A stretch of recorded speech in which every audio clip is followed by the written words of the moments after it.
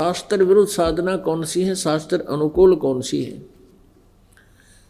अभी आपको बताया कि ये जो मंत्र जाप करते हैं अन्य, जैसे गायत्री मंत्र बना रखा था, इन अज्ञानियों को ये नहीं पता ये गायत्री मंत्र है क्या। ओम, इस यजुर्वेद अध्याय नंबर 36 के मंत्र नंबर 3 के आगे ओम ला लिया, ओम लगा दिया। और इनको ये नहीं मालूम था अभी तक कि ये गायत्री मंत्र है कहाँ और कहाँ से उपलब्ध है, कहाँ से प्राप्त हुआ है। कोई कहता है ये 3 भूर्भुवः स्वः, ये दयानंद सरस्वती जो कलयुग का नकली में ऋषि सत्यार प्रकाश लिखकर दुनिया को भ्रमित कर गया, वेदों के का नाम लेकर और सारी वेद विरुद्ध व्याख्या इसमें भर रखी है। इसने तीसरे समोल्लास में इस गायत्री मंत्र का उल्लेख किया है और कहा कि भू भवः और स्वः ये 3 मंत्र 3 अक्षर तैतरीय आरंके से लिए हैं। और शेष के बारे में भूर्भुवः स्वः तत्सवितुर्वरेण्यं भर्गो देवस्य धीमहि धियो यो न प्रचोदयात्, इसके बारे में कुछ नहीं पता उसको, क्योंकि इसने किसी न किसी से नकल करके सत्यार प्रकाश भर दिया और कुछ अपना अज्ञान ठोक दिया। ये सारा इसके अंदर अड़ंगा ठोक गया। और ये विशेषकर भारतवर्ष में इस मंत्र का बहुत ज़्यादा जाप किया जाता है। एक कहता मैं 1 लाख जाप कर दिए, एक कह रहा था मैंने 2 लाख जाप कर लिए और भी करूँगा। अब पहले हमें भी ज्ञान नहीं था, अब पता चला कि इससे लाभ क्या है। इससे ये शास्त्र विरुद्ध साधना है, शास्त्र विधि त्याग का ये मनमानी पूजा है, इनसे कोई लाभ होने वाला नहीं है। अपनात्मा यजुर्वेद अध्याय नंबर 36 का मंत्र 3, उसमें ओम अक्षर नहीं है, प्रारंभ में भूर्भुवः स्वः तत्सवितुर्वरेण्यं भर्गो देवस्य धीमहि धियो यो न प्रचोदयात्। ये हमने भी गोट रखा था, पहले इसका जाप करते थे। अब पता चला कि ये तो एक मंत्र है और कब से लगभग 18,000 मंत्र हैं इस चारों वेदों में। इस एक मंत्र के जाप से को चाहे लाख बार जप लो और चाहे चारों वेदों को कंठस्थ याद कर कर इसकी रिपीटेशन करते रहो, आवर्ती करते रहो, इससे कोई लाभ नहीं। कोई लाभ का मतलब है कि मोक्ष लाभ नहीं। वैसे तो ज्ञान यज्ञ का लाभ होता है और ज्ञान यज्ञ ऐसा है जैसे एक रोगी को कोई कष्ट है, कोई रोग है, उस रोग निवारण के लिए औषधि अलग होती है, ग्लूकोज रोग नाशक नहीं होती, वो सहयोगी होती है। अब केवल ग्लूकोज ही चढ़ा दे तो यज्ञ तो ग्लूकोज समझो। यज्ञ जो 5 यज्ञ है, एक यज्ञ है धर्म की, दूसरी यज्ञ है ध्यान और तीसरी यज्ञ हवन की, चौथी यज्ञ प्रणाम। तो इनसे ये 4 यज्ञ होती है। यज्ञ तो ऐसी जानो जैसे ग्लूकोज का काम करती है और रोगनाशक टैबलेट्स, कैप्सूल, इंजेक्शन ये अलग होते हैं। तो इस प्रकार हमने अपने जन्म और मृत्यु के रोग को समाप्त करवाना है तो कोई तो हवन ही करके अपने आप को संतुष्ट मान लिया कि हमने बहुत आध्यात्मिक क्रियाएं कर दी, और कोई भंडारे करवा देता है, धर्म यज्ञ करता है, उसी से बहुत कुछ उपलब्धि मान ली। पुण्यात्माओं ये सारा ही मिला के करना पड़ेगा अपन। जैसे किसी ने तो कार का एक पहिया ले लिया, एक व्हील इंक्लूडिंग टायर ट्यूब, हवा भराया और उसको घुमाता जा रहा है और कह रहा है ये कार बन गई मेरी, हट जा कार आ रही है। और किसी ने स्टीयरिंग खोल लिया, स्पेयर पार्ट उठा रखे किसी उससे दुकान से, कोई कुछ पुर्जे ले रहा है, कोई पुर्जे लिए फिर रहा है, तो वो कार नहीं है, उन सभी पार्ट्स को मिलाकर कार बनती है। तो ऐसे ही मोक्ष मार्ग जो है, हम सभी जो साधनाएं हैं, यज्ञ भी करनी है, मंत्र जाप भी करना है अपने दर्शन भी करने हैं, अब भंडारे भी करवाने हैं, यानी 4-5 यज्ञ भी करनी है, स्वाध्याय भी करना है। केवल कोई स्वाध्याय करने से ही मोक्ष मान लेता है। तो ये शास्त्र अनुकूल साधना ये होगी जब हम सभी क्रियाएं विधिवत करेंगे और पूर्ण संत से लेकर आजीवन मर्यादा में रहेंगे, तब हम उसका पूर्ण लाभ प्राप्त करेंगे। गायत्री मंत्र के जाप से भी कोई लाभ नहीं, कोई मोक्ष लाभ नहीं। अब ये भूर्भुवः स्वः तत्सवितुर्य मंत्र जो है, इससे परमात्मा की महिमा का ज्ञान होता है। कोई भी आप किसी भी सदग्रंथ का अध्ययन करते हो, यदि आपका कुछ दिमाग काम करता है और उसके अर्थों को थोड़ा बहुत समझ भी लेते हो, तो वो तो वैसे तो ठीक है, जैसा आप साधना पढ़ रहे हो उसको उससे ज्ञान हो जाएगा। लेकिन इन सदग्रंथों का ज्ञान भी गुरु जी से ही होता है। इन वेदों को पढ़ते हजारों वर्ष बीत गए, इन वेदों को ये समझ नहीं सके वेदों के पढ़ने वाले, क्योंकि परमेश्वर कहते हैं गुरु बिन काहू न पाया ज्ञाना, जो थोथा बूछड़े किसाना, और गुरु बिन वेद पढ़े जो प्राणी, समझे ना सार रहे अज्ञानी। तो इन सदग्रंथों के केवल स्वाध्याय करने मात्र से भी आपको कंप्लीट लाभ नहीं, कोई पूर्ण नॉलेज नहीं होगा, पूर्ण लाभ नहीं होता, पूर्ण ज्ञान नहीं होता। तो संत से ही, सतगुरु से ही वो ज्ञान यज्ञ का भी अनुष्ठान सतगुरु से करवाओ। जैसे भी ये ज्ञान यज्ञ आपके सामने चल रहा है, और ये ज्ञान यज्ञ आप यानी सत्संग कहो चाहे ज्ञान यज्ञ कहो, आपने बहुत और भी सुने हैं, उनके पास वो यथार्थ ज्ञान ना होने से, सत्संग ना होने से वो ज्ञान यज्ञ सफल नहीं हुआ, विफल रहा। तो कहने का तात्पर्य यह है कि शास्त्र अनुकूल साधना फिर कौन सी है? ये तो शास्त्र विरुद्ध साधनाएं हैं जो आप जी को वर्णित की। कोई मेडिटेशन लगाता है, ये भी शास्त्र विरुद्ध साधना है। हठ योग नहीं करना, ये भी शास्त्र विधि रहित साधनाएं हैं। तो कौन सी साधना है जो शास्त्र अनुकूल है? श्रीमद् भगवत गीता अध्याय नंबर 8 के श्लोक नंबर 13 में कहा है, ओम इति एकाक्षरम ब्रह्म व्यवहारन माम अनुशमरन यह पर्याति तजन्देहम स याति परमाम गतिम। पुण्यात्मा स्पष्ट कर दिया, गीता ज्ञान दाता श्री कृष्ण में प्रवेश करके बोल रहा है ये ब्रह्म, और कह रहा है कि मुझ ब्रह्म का केवल एक ओम अक्षर है, नथिंग एल्स, और कुछ भी नहीं।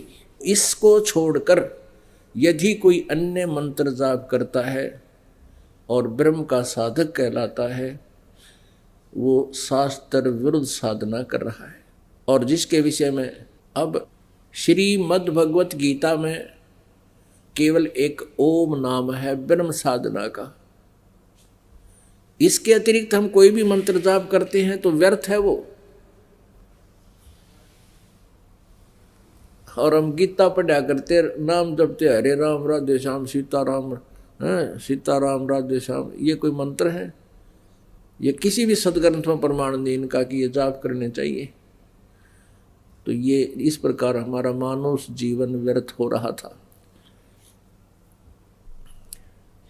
यदि विष्णु जी का कोई पुजारी है और ओम नमो भागवते वासुदेवाय ये मंत्र जाप करता है, व्यर्थ है। विष्णु जी का यथार्थ मंत्र है, वो ये दास आपको देता है, उससे लाभ होगा। इसको छोड़कर कोई और मंत्र जाप करता, वो शास्त्र विरुद्ध है। ब्रह्मा जी का भी मंत्र है। अब ये मंत्र जो हैं ये इनकी पूजा के नहीं हैं। ब्रह्मा विष्णु महेश और गणेश दुर्गा जी के जो मंत्र आपको दिए जाते हैं ये पूजा के नहीं हैं। पूजा का अर्थ और होता है। पूजा तो हम केवल अपने कबीर परमेश्वर ही की करेंगे, और बाकी ये आदरणीय देव हैं। जैसे एक पति भर्ता पत्नी अपने परिवार में रहती है और वो सबका आदर करती है, देवर का, जेठ का, देवरानी और जेठानी का, सास और ससुर का, आने वाले आगंतुक का, अतिथि का, रिश्तेदारों का, सबका सत्कार करती है और बहुत ही प्यार से बोलती है। वो तो है सत्कार, एक शिष्टाचार। और पूजा वो केवल अपने पति की ही करती है। तो जब वो अपने परिवार से जब अलग होते हैं तो अपने पति के साथ चुपचाप चली जाती है, पीछे झांक कर भी नहीं देखती, और सब सामान जो हिस्से में आता सबको उठाकर और सीने के लगाकर अपने पति के पास पहुंच जाती है।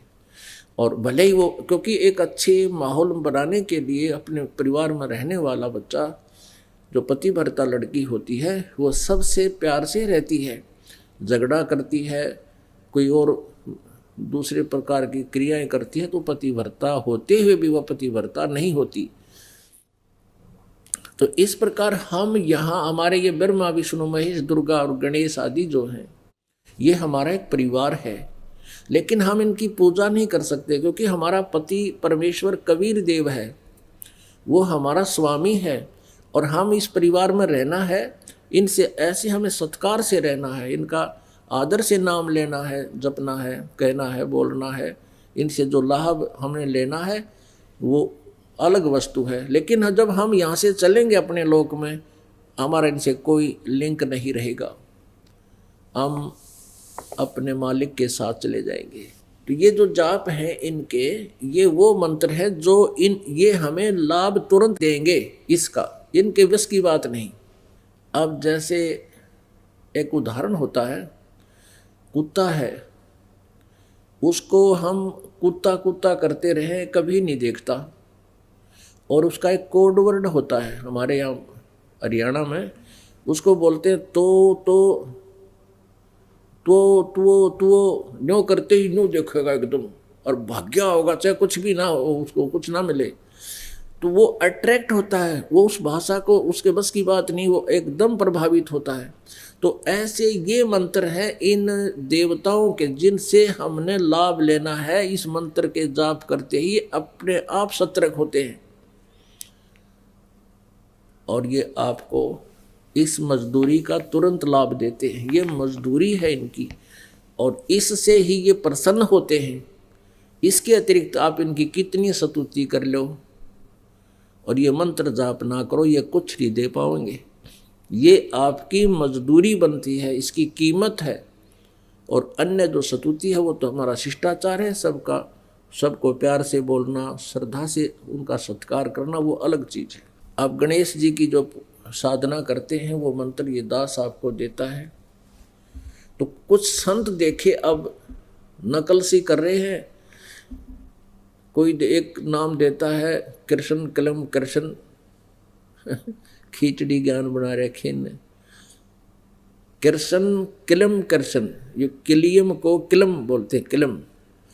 और कोई जैसे आप जी को दिए जाते हैं इन मंत्रों में से कोई एक ही मंत्र करता है श्रम श्रम श्रम, और कोई हरम हरम हरम। तो पुण्यात्माओं, जैसे एक जड़ी बनाई जाती है, औषधि बनाई जाती है जिसमें 6-7 आइटम डाल दिए जाते हैं तो वो उस रोगनाशक बन जाती है।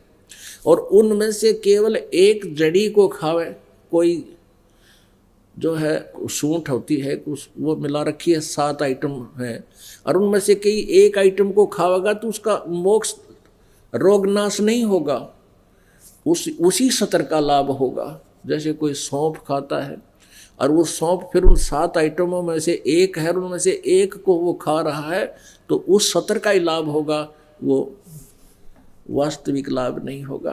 तो ये जो मंत्र आपको दिए हैं, प्रथम जो नाम हम फर्स्ट टाइम देते हैं उसको प्रथम मंत्र बोलते हैं, तो उसमें 7 मंत्रों का योग है। ये समझ लो कि 7 जड़ी मिला रखी हैं और यो एक बहुत अच्छा जो है वो बन गया, हमारा औषधि बन गई,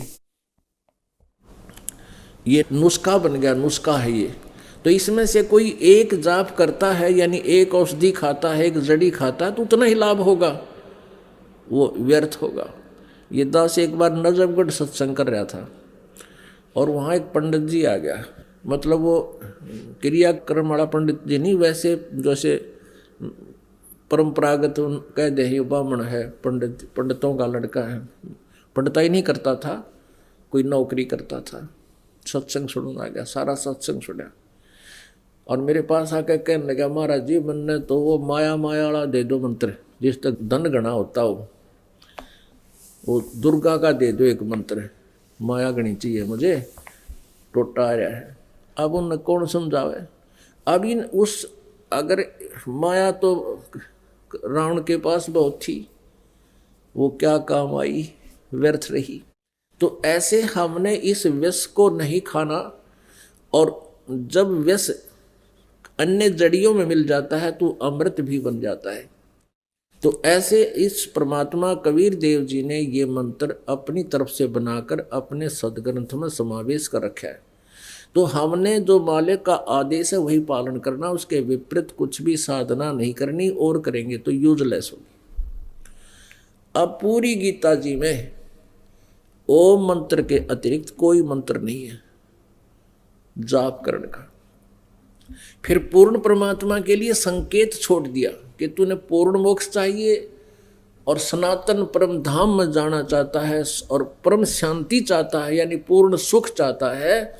गीता जी अध्याय नंबर 18 के श्लोक नंबर 62 में कहा कि अर्जुन तू सर्वभाव से उस परमेश्वर की शरण में जा जो गीता ज्ञान दाता से अन्य है, कोई और है, और परमेश्वर है, वो पूर्ण ब्रह्म है, परम अक्षर ब्रह्म है, उसकी शरण में जा। उसकी कृपा से तू परम शांति को और सनातन परम धाम को प्राप्त होगा। वो मंत्र ओम तत्सत श्रीमद् भगवत गीता अध्याय नंबर 17 के श्लोक नंबर 23 में है। ओम तो ये ब्रह्म का है और तत्व ये सांकेतिक है, ये अक्षर पुरुष का है, जो गीता जी अध्याय नंबर 15 के श्लोक नंबर 16 में 2 पुरुष बोले हैं, सरपुरुष और अक्षर पुरुष। और 17वें श्लोक में कहा है वो उत्तम पुरुष है तू अन्य, इन सरपुरुष और अक्षर पुरुष से कोई और है श्रेष्ठ परमात्मा। वो कौन है? 8वें अध्याय के 3रे मंत्र में कहा कि वो परम अक्षर ब्रह्म है। अर्जुन ने गीता ज्ञानदाता से पूछा कि किम तत्ब्रह्म। श्री कृष्ण ने गीता ज्ञानदाता से पूछा, हे प्रभु आपने 7वें अध्याय के 29वें श्लोक में जिस तत्ब्रह्म का जिक्र किया है, वर्णन किया है, और ये भी कहा कि तत्वदर्शी संत से ज्ञान प्राप्ति के पश्चात जो तत्ब्रह्म से परिचित हो जाते हैं, पूरे दात्म ज्ञान से परिचित हो जाते हैं, फिर वो जरा और मरण से छुटकारे का ही प्रयत्न किया करते हैं। जरा मरण, फिर वो कुछ नहीं मांगते संसार की, किसी भी वस्तु की डिमांड नहीं करते, वो केवल जरा और मरण से छूटने का प्रयत्न करते हैं। तो 8वें अध्याय के प्रथम मंत्र में अर्जुन ने पूछा किम तत्ब्रह्म, वो तत्ब्रह्म कौन है, वो क्या है? 8वें अध्याय के 3रे श्लोक में गीता जी में गीता ज्ञानदाता ने कहा कि वो परम अक्षर ब्रह्म है। वो परम अक्षर ब्रह्म है, यानी गीता ज्ञानदाता से कोई अन्य है। तो गीता जी अध्याय नंबर 15 के श्लोक नंबर 16 और 17 में ये 3 प्रभु हैं, एक सरपुरुष, एक अक्षर पुरुष और तीसरा ये परम अक्षर पुरुष। पुरुष कहो चाहे ब्रह्म कहो, ब्रह्म माने भी प्रभु होता है और पुरुष माने भी परमात्मा होता है, प्रभु होता है। तो ये 3 मंत्र हैं और इस तीनों ही भगवानों के अलग अलग मंत्र हैं। गीता ज्ञान दाता ने केवल अपना ही मंत्र सार्वजनिक किया है और अन्य 2 मंत्र उसने गुप्त छोड़ दिए हैं, और उसके लिए ऑप्शन छोड़ दिया 4थे अध्याय के 34वें श्लोक में कि उस तत्व ज्ञान को तू तत्वदर्शी संतों के पास जाकर समझ, मैं नहीं बता सकता, मुझे मालूम नहीं। और तत्वदर्शी संत की पहचान बता दी 15वें अध्याय के प्रथम श्लोक में गीता जी में, कि जो उल्टे लटके हुए संसार रूपी वृक्ष के सभी पार्ट्स को बता देगा, जड़ कौन परमात्मा है। तो उस उल्टे लटके हुए संसार रूपी वृक्ष का जड़ तो है परम अक्षर ब्रह्म, और तना है ये अक्षर पुरुष, अक्षर ब्रह्म, और उसमें से एक मोटी डार निकली है, वो है सर ब्रह्म। सर पुरुष कहो चाहे सर ब्रह्म कहो, और तीनों देवा शाखा हैं, रजगुण ब्रह्मा, सदगुण विष्णु, उत्तम गुण शिव जी, ये शाखा है। और पात रूप संसार, ये परमेश्वर ने 600 वर्ष पहले, लगभग 550 वर्ष पहले बताया था। अक्षर पुरुष एक पेड़ है, निरंजन वा की डार, और तीनों देवा शाखा हैं, ये पात रूप संसार। अपने आत्मा पूर्ण परमात्मा ने 550 वर्ष पहले अपनी अमृतवाणी में ये अमृत ज्ञान पहले ही वर्णित कर रखा है, लिपिबद्ध करवा रखा है, बोल रखा है, जो आज हमारे सदग्रंथ इसका समर्थन कर रहे हैं। और उस समय के इन नकली गुरु ब्राह्मणों ने, नकली महर्षियों ने परमेश्वर के इस ज्ञान को ऊपर नहीं आने दिया, ये कह करके हमसे दूर कर दिया कि कबीर अशिक्षित है, ये तत्व ज्ञान से परिचित नहीं है, सदग्रंथों को नहीं जानता है, ये झूठ बोलता है, इसकी बातों में मत आना। और आज वही सदग्रंथ परमात्मा के 550 वर्ष पहले लिपिबद्ध किए गए ज्ञान का समर्थन कर रहे हैं। तो पुण्यात्माओं, हम गीता जी पढ़ा करते थे और शास्त्र विदिता का मनमाना आचरण किया करते थे। ये काल का जाल है, ये काल के दूत, ये नकली संत और गुरु, ये मानव समाज के शत्रु हैं। पुण्यात्माओं, वो गुरु पद पर जो बैठा है और उसको ये पता लग जाता है कि हम साधना गलत कर रहे हैं और करा रहे हैं, यदि वो नेक आत्मा है और अपने शिष्यों का शुभ चिंतक है, तो उसी दिन उसने सरेंडर कर देना चाहिए कि अभी मैं तत्व ज्ञान से परिचित नहीं हूँ, और सरेआम डिक्लेयर कर देना चाहिए, तो उसकी जान बच जाएगी। नीति ज्ञात वह दुर्गति होगी उस प्राणी की। परमात्मा ने लिखा कि 22 लाख ऐसे ऐसे नकली गुरु वह नरक में डाल रखे।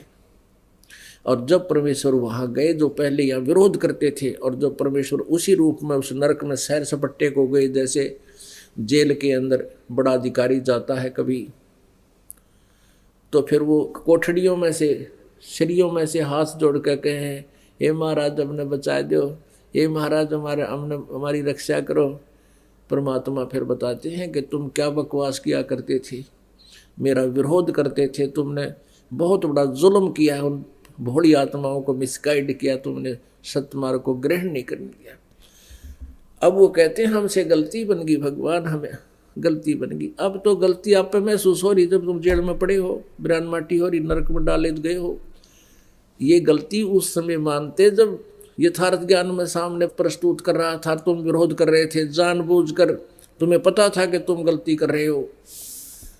तो वो कहते हाँ जी हमें पता था, लेकिन हम मानवश स्वीकार नहीं कर पाए, हमारे शिष्य क्या कहेंगे। हम इस चीज़ से बहुत ज़्यादा प्रभावित रहे और हमने जानबूझकर भी आपका विरोध किया, फिर भोगो अपना दंड। तो पुण्यात्माओं, ये बालकों का खेल नहीं है। मनुष्य जीवन का मिलना, परमात्मा कहते हैं मानुष जन्म दुर्लभ है, ये मिला न बारंबार, और एक बार ये अपने हाथ से छूट गया तो ऐसा होगा जैसे तरवर से पत्ता टूट गिरे, बोर नहीं लगता डार।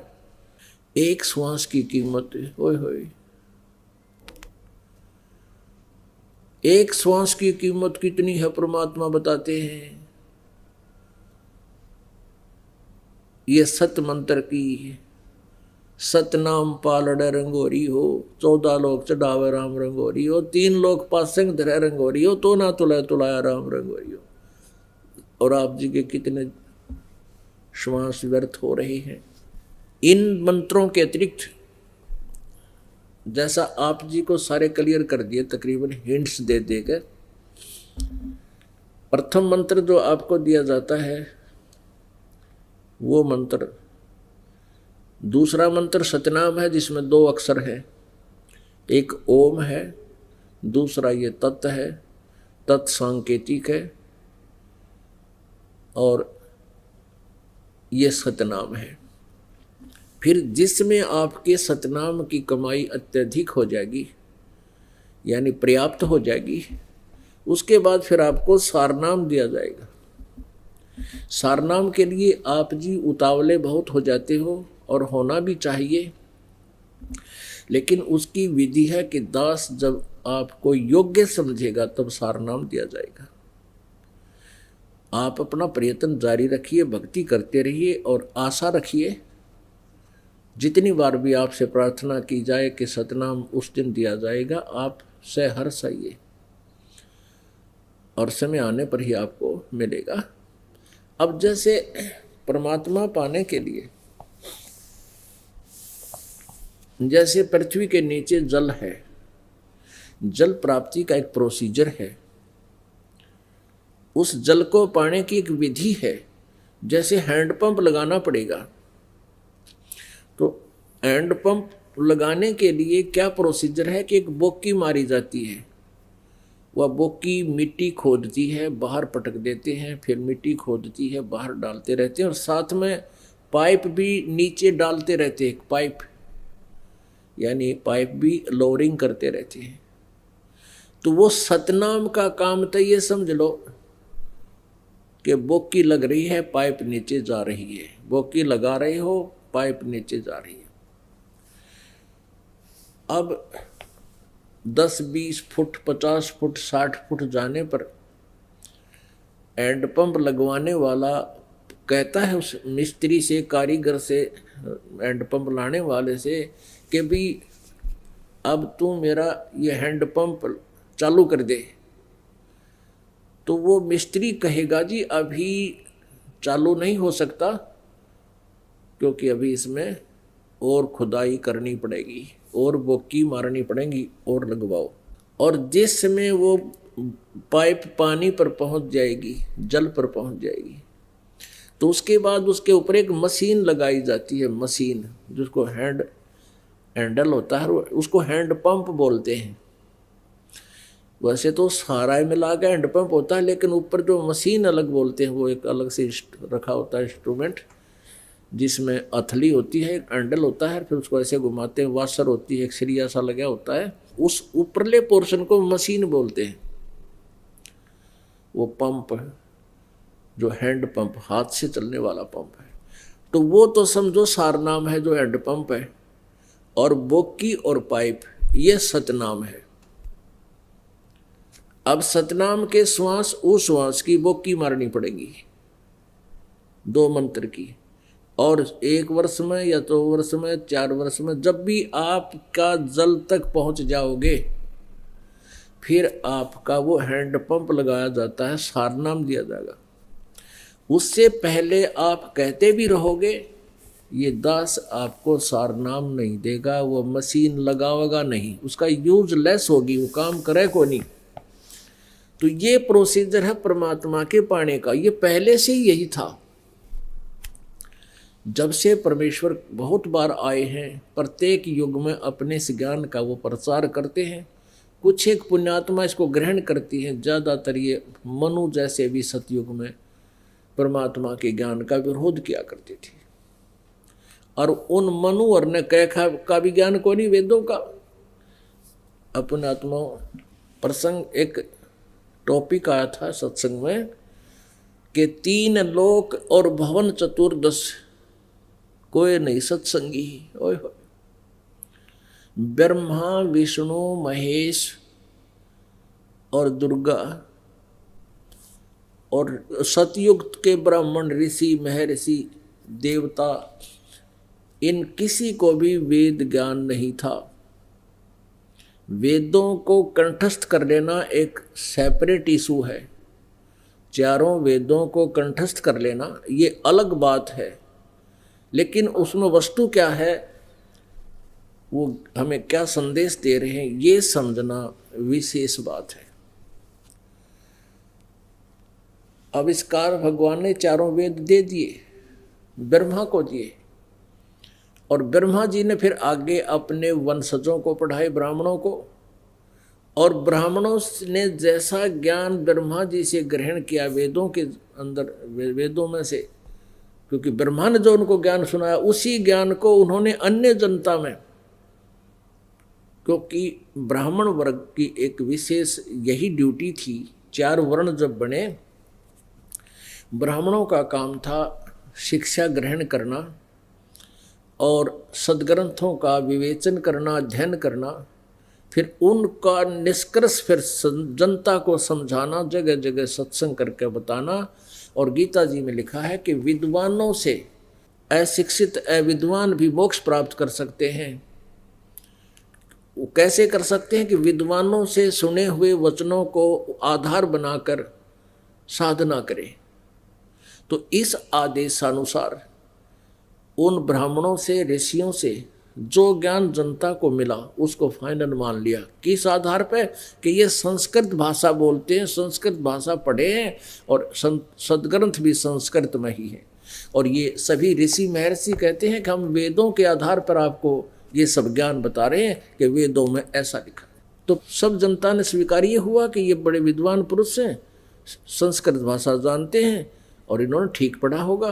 तो उस अज्ञान को आज तक उसी का ढोल पीट रहे हैं। अब वो सदग्रंथ जिनके आधार से वो हमें ज्ञान दिया करते थे कि पुराणों में ऐसा लिखा है, वेदों में ऐसा लिखा है, गीता जी में ऐसा लिखा है, आज उसको हम स्वयं पढ़ रहे हैं। उन्होंने जो लोक वेद दंत कथा सुना रखी थी, वो गलत ज्ञान सुना रखा था, उससे विपरीत है आज सदग्रंथों का ज्ञान। तो गीता जी अध्याय नंबर 16 के श्लोक नंबर 23-24 में यही निर्णय दिया कि अर्जुन, शास्त्र विधि को त्याग कर जो मनमाना आचरण करते हैं, मनमानी पूजा करते हैं, उनको ना कोई सुख होता है, ना उनकी गति होती है, ना कोई सिद्धि होती है। इससे तेरे लिए कर्तव्य और अकर्तव्य की अवस्था में कौन सी साधना करनी चाहिए, कौन सी ना करनी चाहिए, उसके लिए शास्त्र ही प्रमाण है और किसी की बात मत मानना। तो पुण्यात्माओं, ये सदग्रंथ तो दास ने अभी 5-6 वर्ष से देखने प्रारंभ किए हैं, 7-8 वर्ष से, और लगभग 15 वर्ष से ये दास पहले परमात्मा द्वारा दिए गए सच्चिदानंद घन ब्रह्म की वाणी, जो गीता जी अध्याय नंबर 4 के श्लोक नंबर 32 में कहा कि वो ब्रह्म ने मुखे, सच्चिदानंद घन ब्रह्म के मुखारविंद से उच्चारित वाणी में सब विस्तार से यथार्थ ज्ञान दिया हुआ साधनाओं का। तो उस सच्चिदानंद घन ब्रह्म यानी कबीर वाणी से इस दास को पहले ये ज्ञान प्राप्त था। उसी आधार से 15 साल पहले से ही ये दास ये बताता आ रहा था। अब इन सदग्रंथों का सहयोग आप जी को समझाने के लिए हमारे लिए एक बहुत ही उपयोगी सिद्ध हुआ है, क्योंकि आप जी जिस सदग्रंथ को सही मानते हो उसी में दिखाया जाता है कि इसमें ऐसा लिखा है, और आप जी फिर स्वीकार कर लोगे। और अब भी नहीं कोई मानेगा तो उसके लिए परमात्मा कहते हैं जानबूझ साची तजय और करे झूठते नहीं, ताकि संगत है प्रभु सौपन में भी ना दे। उसकी हमने जरूरत भी नहीं है। जो आंखों देखकर भी विरोध कर रहा है कि ऐसा नहीं है, हम नहीं मानते, तो फिर वो भक्ति योग्य नहीं है, कर्महीन प्राणी है। अब ब्रह्मा विष्णु महेश और सतयुग के ऋषियों को कोई ज्ञान नहीं था, वेद ज्ञान नहीं था, और वेद ज्ञान नहीं था तो कुछ भी ज्ञान नहीं था उनको। चतुर्वेदी, त्रैवेदी, द्विवेदी, ये ब्राह्मण लोग कितने माइंडेड आदमी हुआ करते थे, कितना प्रयत्न किया करते थे, चारों वेदों को कंठस्थ कर लिया करते थे। उनको चतुर्वेदी कहते थे, मौखिक याद कर लिया करते थे, और 2 वेदों को कंठस्थ याद कर लेते थे, उनको दिव्यवेदी, जो 3 वेदों को कंठस्थ याद कर किया करते थे, उनकी ड्यूटी थी, उनको त्रिवेदी कहा करते थे। और उनको कह खे का ज्ञान नहीं, वेद बता क्या रहे हैं, तो केवल रट्टाफिकेशन थी, वो रट्टा लाया करते।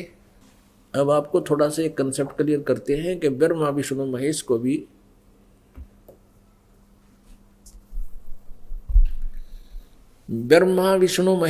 भी वेद ज्ञान नहीं था।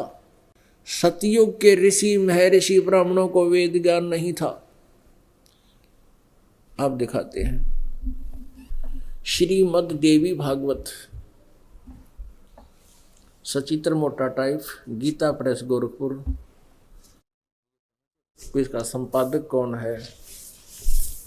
हनुमान प्रसाद पोदार, चिमनलाल गोस्वामी, ये 2 हैं इसके संपादक। ये कहाँ से छपी है, कहाँ से प्रकाशित है? गीता प्रेस गोरखपुर से। इसके 28 से हम पढ़ेंगे। प्रथम स्कंध 28 पृष्ठ। नारद जी और व्यास जी की वार्ता हो रही है। व्यास जी के प्रश्न करने पर नारद जी ने कहा, महाभाग व्यास जी, तुम इस विषय में जो पूछ रहे हो, ठीक यही प्रश्न मेरे पिताजी ने, ब्रह्मा जी ने, भगवान श्री हरि से किया था, विष्णु जी से किया था। देवा अधिदेव, अब नारद जी क्या बता रहे हैं, देवा अधिदेव भगवान जगत के स्वामी हैं। विष्णु जी को सब देवताओं के देवता मान रहे हैं ब्रह्मा और नारद, और व्यास जी ज्ञान ग्रहण कर रहे हैं। और क्या बता रहे हैं, लक्ष्मी जी उनकी सेवा में उपस्थित रहती हैं। 4 भुजाएं हैं, शंख चक्र गदा पद्म लिए रहते हैं, पीतांबर धारण करते हैं। शंख चक्र गदा लिए रहते हैं, पीतांबर धारण करते हैं, 4 भुजाएं हैं। वक्ष स्थल पर श्री वत्स का चिन्ह चमकता रहता है। वे चराचर जगत के आश्रयदाता हैं। नारद जी बोल रहे हैं और व्यास जी सुन रहे हैं। नारद जी ने ये ज्ञान कहाँ से सुना, ब्रह्मा जी से। अब क्या बता रहे हैं, विष्णु जी को कह रहे हैं वो जगत गुरु, विष्णु जी के विषय में कह रहे हैं जगत गुरु है वो, देवताओं के भी देवता हैं। ऐसे जगत प्रभु भगवान श्री हरि महान तप कर रहे थे। महान तप माने घोर तप रहे थे। उनकी समाधि लगी थी। यह देखकर मेरे पिताजी ब्रह्मा जी को बड़ा आश्चर्य हुआ। अतः उन्होंने उनसे जानने की इच्छा प्रकट की। ब्रह्मा जी ने पूछा, प्रभु आप देवताओं के अध्यक्ष, जगत के स्वामी, भूत भविष्य एवं वर्तमान सभी जीवों के एकमात्र शासक हैं।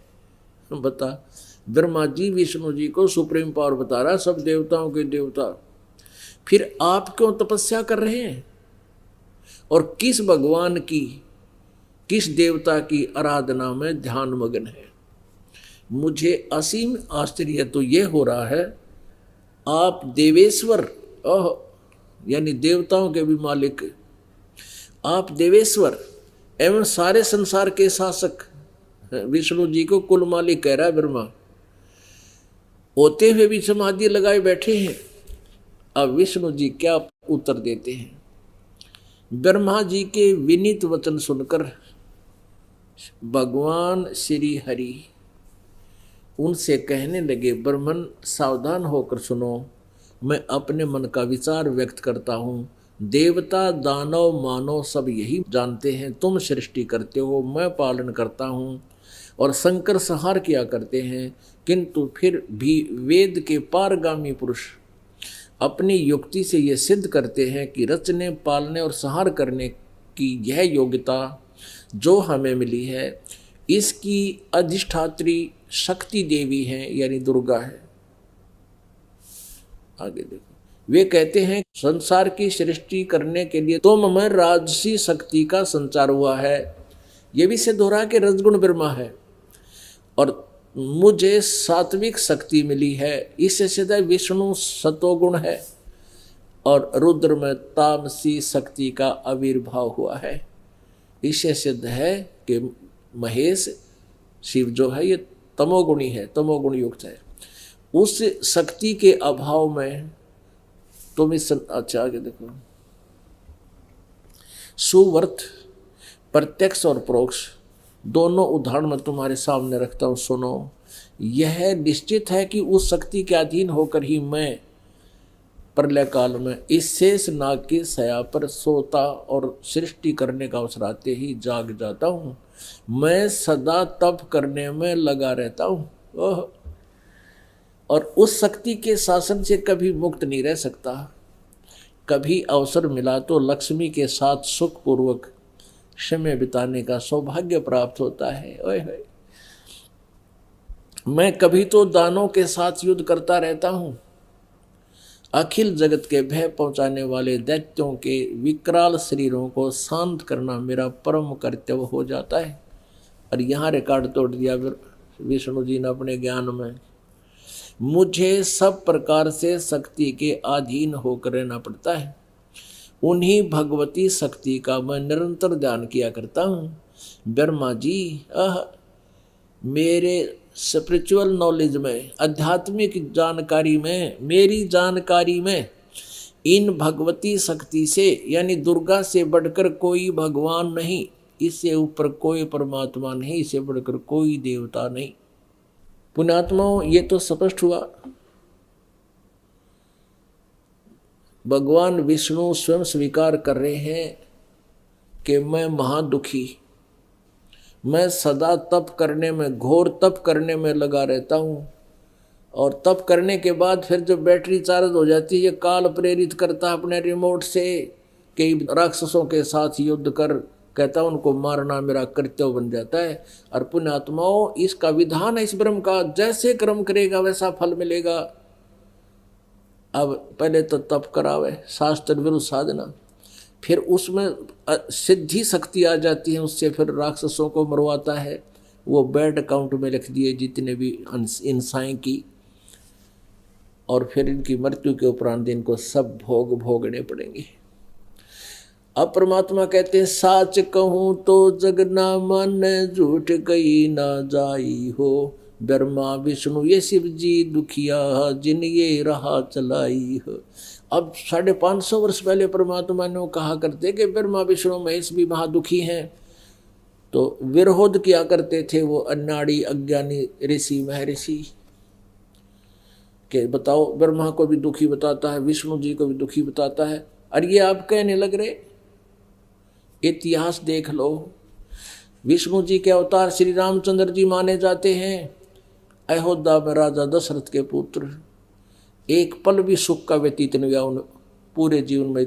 नज़र दौड़ा कर देख लो, छोटी आयु में ही उनका विवाह हो गया, विवाह होते ही उनका वनवास हो गया, वनवास से सीता उठा ली गई, 12 वर्ष तक वनवास भोगा, फिर सीता रावण की कैद में, फिर युद्ध हुआ, करोड़ों आदमी मर गए, और फिर सीता जी की परीक्षा करके अग्नि में बैठा दी कि अगर तू जल गई तो कलंकित है, और नहीं जली तो तू पाक पवित्र है।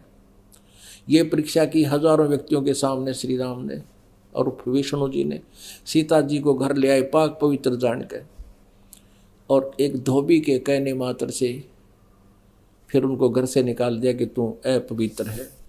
अब वो खुद राजा और परिवार पता नहीं कहाँ जंगल में, पुण्यात्माओं, जिसके बेटे और पत्नी कहीं और हो, ना जाने वो किस हालात में है।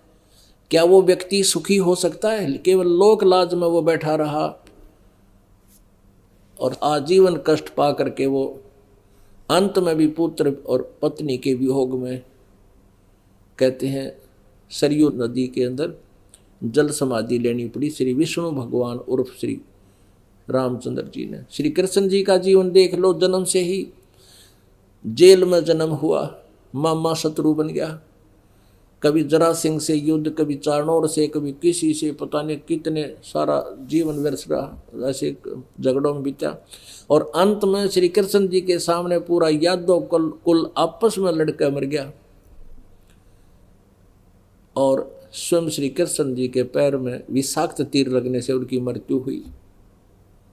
तो यहाँ से ये 3-4 बातें कति क्लियर होगी कि ना ब्रह्मा न ज्ञान वो विष्णु को सर्वेश्वर बतावे, ना विष्णु जी को ज्ञान वो दुर्गा को सुप्रीम पावर सबसे बड़े भगवान बतावे।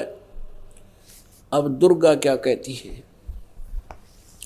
अब विष्णु भगवान तो कहते हैं कि मेरी जानकारी में दुर्गा से ऊपर कोई शक्ति नहीं, कोई मालिक नहीं, कोई भगवान नहीं। और दुर्गा कहती है कि राजा हिमालय को उपदेश करते हुए कहती है कि राजन मेरी पूजा भी मत करो, यह भी मोक्षदायक नहीं है, तुम केवल एक ब्रह्म की पूजा करो, उसका ओम नाम है, वो ब्रह्म लोक में रहता है, नथिंग एल्स। अपनात्मा परमात्मा का ये वाक्य, ये अमृतवाणी, 3 लोक और भवन चतुर्दश कोई नहीं सत्संगी। 3 लोक और 14 भवन में कहता कोई भी सत्संगी नहीं है, कोई भी यथार्थ ज्ञान से परिचित नहीं है। इस वाणी को सिद्ध करने के लिए ये ढेर सारे प्रमाण आपके समक्ष प्रस्तुत किए जा रहे हैं, और तभी ये अज्ञान रूप अंधकार आपके हृदय से दूर होगा। और इसका कोई विकल्प नहीं। अब बूढ़ी आत्मा जो उन नकली संतों की दंत कथा सुन रहे हैं, वो कहते हैं वो भी कोई संत है जो किताब दिखावे। संत तो धारावाहिक वचन कराया करें, इन धारावाहिक का नाश कर रखा, सारा भट्ठा बैठा दिया। अरे थोड़े से दिन में देख लेना, यदि ये ग्रंथ दास को आवश्यकता ना हो आपको दिखाने की, तो मुझे क्या जरूरत है। मुझे तो कंठस्थ मालिक की दया से दया हो रही है परमात्मा की। इन सदग्रंथों से पहले ये ज्ञान था जो आज इन सदग्रंथों में आपको दिखा रहे हैं। इन सदग्रंथों से नहीं ग्रहण किया था वो ज्ञान, वो सूक्ष्म वेद से ग्रहण किया था, वो प्रिय सच्चिदानंद घन ब्रह्म की वाणी से प्राप्त था। तो आपको इसलिए ये सदग्रंथ दिखाने पड़ रहे हैं ताकि आप जी इस दास के वचनों पर विश्वास कर सकें कि जो कह रहे हैं वो सारी साची है, और तभी आपका हृदय परमात्मा के अंदर अटूट श्रद्धा से लगेगा। फिर आपको कोई डगमग नहीं कर सकता, नहीं तो ये काल के दूत तो आपको कहीं ना कहीं गड़बड़ कर जाएंगे यदि आपको स्वयं ज्ञान ना होगा। तो अब दुर्गा क्या कहती है, वैसे तो मैंने वर्बली बता दी कि इसमें दो बात है। दुर्गा कहती है हिमालय को कि मेरी पूजा भी छोड़, उस ब्रह्म की पूजा कर, ब्रह्म की पूजा कर, उसका ओम नाम है। अब ये गुण तो गाते हैं पूर्ण परमात्मा के, क्योंकि वेदों में ऐसा ही है, उस तत्व ब्रह्म के बारे में बताते हैं और साधना बताते हैं ओम इस ब्रह्म की। तो ये कह रही है कि उस ब्रह्म का क्या स्वरूप है ये बताती हूँ, वो ऐसे है वैसे है। और फिर कहती है उसका ओम मंत्र है, और ओम मंत्र का जाप कर और सब बातें छोड़ दे, यानी अपने सतर की भी कहती है मेरी भी पूजा मत करना, और जिससे तू उस परमात्मा को प्राप्त होगा वो ब्रह्मलोक में रहता है। अब गीता जी अध्याय नंबर 8 के श्लोक नंबर 16 में कहा कि ब्रह्मलोक पर्यंत भी सभी जन्म मृत्यु में है, पुनरावृत्ति के अंदर है। अब दास ने जो वर्बली बोला है इसको प्रमाणित करने के लिए इसमें दिखाना पड़ेगा, नहीं तो इस वर्बली को कोई नहीं मानेगा, और इसमें देखने के बाद पुण्यात्मा अवश्य मान जाते हैं। अब देखिएगा ये 7वां स्कंद 562 पृष्ठ पे, और ये संक्षिप्त देवी भागवत।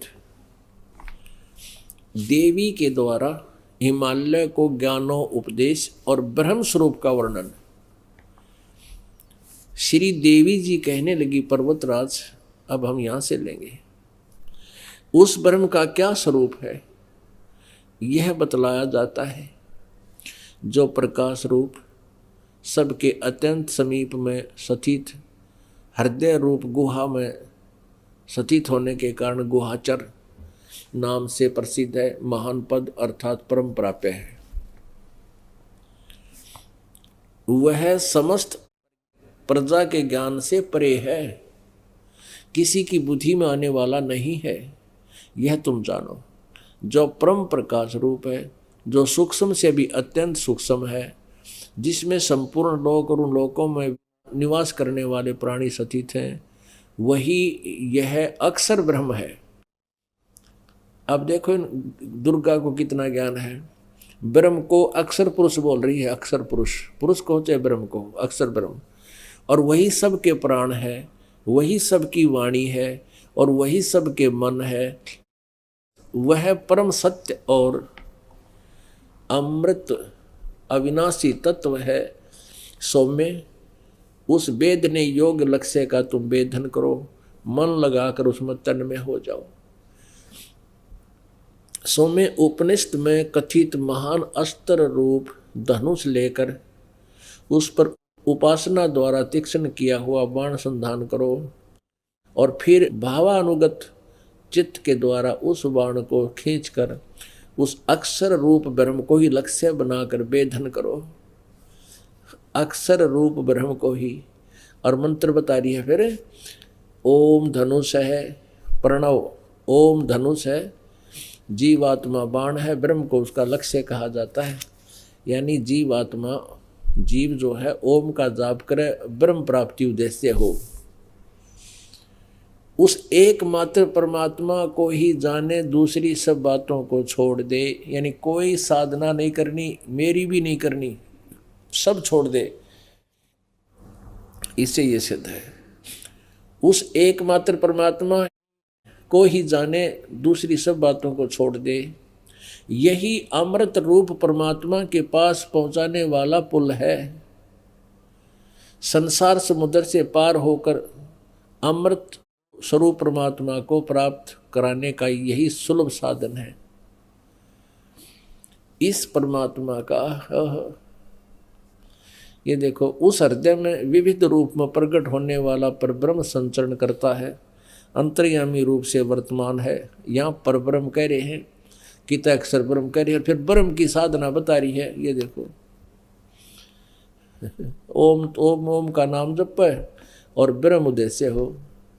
अब है किसी को ज्ञान दुर्गा के, कभी अक्षर ब्रह्म कह रही है, कभी उसको ब्रह्म कह रही है, कभी फिर परब्रह्म लिख रही है।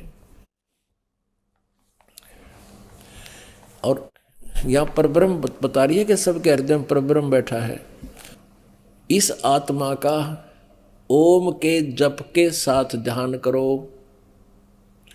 इससे अज्ञान में अंधकार से सर्वथा परे, संसार समुद्र से पार जो ब्रह्म है उसको पा जाओगे।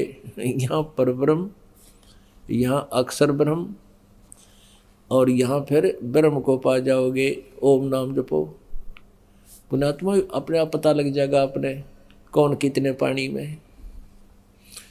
और क्या बताया फिर ये 563 पृष्ठ पे, वह सबका आत्मा ब्रह्म, ब्रह्म लोक रूप दिव्य आकाश में स्थित है।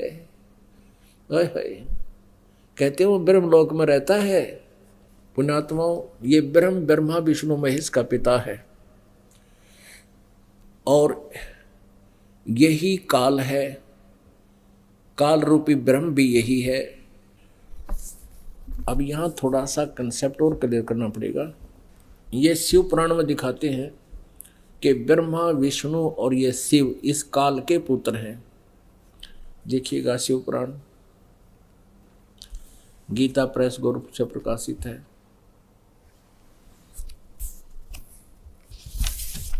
हनुमान प्रसाद पोदार इसके संपादक हैं और गीता प्रेस गोरखपुर से ही ये मुद्रित है, प्रकाशक भी यही है इसके, गीता प्रेस गोरखपुर। इसमें आपको दिखाते हैं इस काल के बारे में ब्रह्मा बता रहा है नारद को। ये रुद्र संहिता है 101 पृष्ठ पे। ब्रह्मा जी कह रहे हैं वे अपने सारे अंगों पर भस्म रमाए रहते हैं।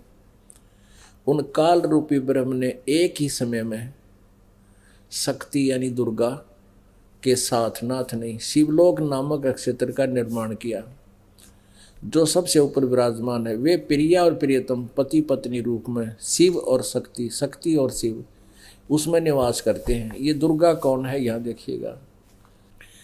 वो काल जो है निराकार मानते हैं काल को, कहते हैं वो कभी सामने नहीं आता। फिर उसने सदा शिव, भगवान शिव के रूप में अपनी मूर्ति आकार का वर्णन किया, आकार बना ली। तब उस निराकार परमात्मा ने अपने लीला शक्ति से अपने लिए एक मूर्ति की कल्पना की, साकार हो गया वो निराकार काल और यहाँ शिव रूप धारण कर लिया। और कहते हैं अपने विग्रह से स्वयं एक स्वरूप भूता शक्ति की सृष्टि की। अपने शरीर से कहता है एक औरत निकाली काल ने, ये ब्रह्म के पेट से परमात्मा निकाली थी, काल के पेट से दुर्गा। और वो निकली हुई औरत कौन है, उसको प्रकृति सर्वेश्वरी त्रिदेव जननी, तीनों देवताओं की माँ, नित्य और मूल कारण भी कहते हैं। सदाशिव द्वारा प्रकट की गई उस शक्ति की 8 भुजाएं हैं, यानी ये दुर्गा है और काल की पत्नी है। अब यहाँ वर्णन ये तो 100 पर पढ़ा आपने, ये वही रुद्र संहिता। अब 101 पर आप पढ़ रहे हो। वे अपने सारे अंगों पर भस्म रमाए रहते हैं। उन काल रूपी ब्रह्म ने, काल कहो चाहे ब्रह्म कहो, सदाशिव कहो, एक वो काल शिव रूप बना लेता है। उन काल रूपी ब्रह्म ने एक ही समय